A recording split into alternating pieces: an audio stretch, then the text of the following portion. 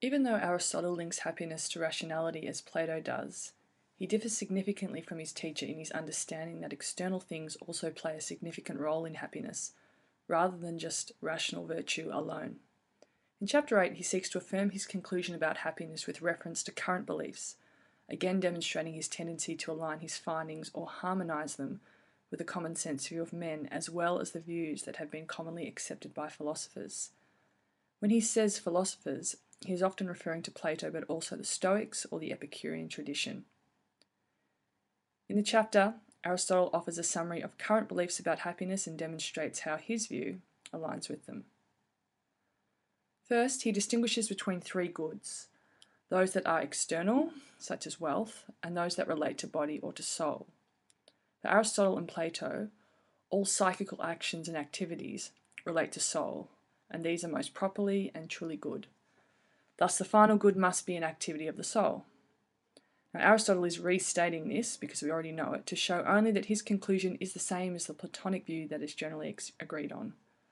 The second commonly accepted view that Aristotle aligns with his account is that happiness is living and faring well. From here, Aristotle then goes on to list further common beliefs about happiness, saying some identify it with virtue, some with practical wisdom, others with a kind of philosophical wisdom, others with these or one of these accompanied by pleasure or not without pleasure, while others include also external prosperity. The important thing Aristotle does here is then to state that it is not probable that either of these should be entirely mistaken, but rather that they should be right in at least some one respect. So note how Aristotle does not dismiss any of these views entirely, showing an understanding that happiness is a product of a range of factors. In this way, he differs from his contemporaries who often made a claim to certain things being unnecessary, such as pleasure or external goods. He then moves to prove how his account of happiness is in harmony with the common beliefs he has just listed.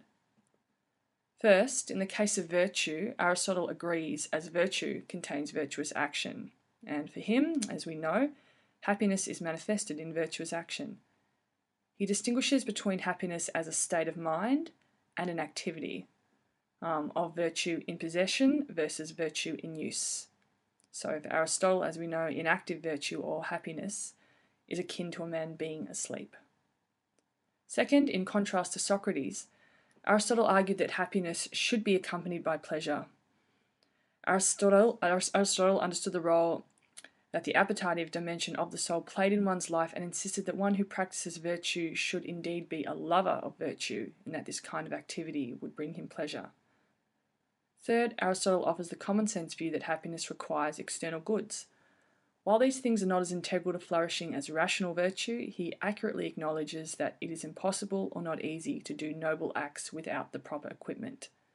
In other words, external goods, which sometimes lie beyond one's control, do nonetheless contribute to one's happiness or lack of it, in that they assist us in living virtuously. This is in contrast to Stoical Greek thought or even Socrates, who argued that a life of moral virtue was sufficient. Instead, Aristotle argues that good children, beauty, friends, riches, and political power contribute to happiness, and that the lack of them, quote, takes the lustre from happiness. Thus, the Aristotelian ideal is far more inclusive of properties that are excluded by other philosophers, such as pleasure or external goods.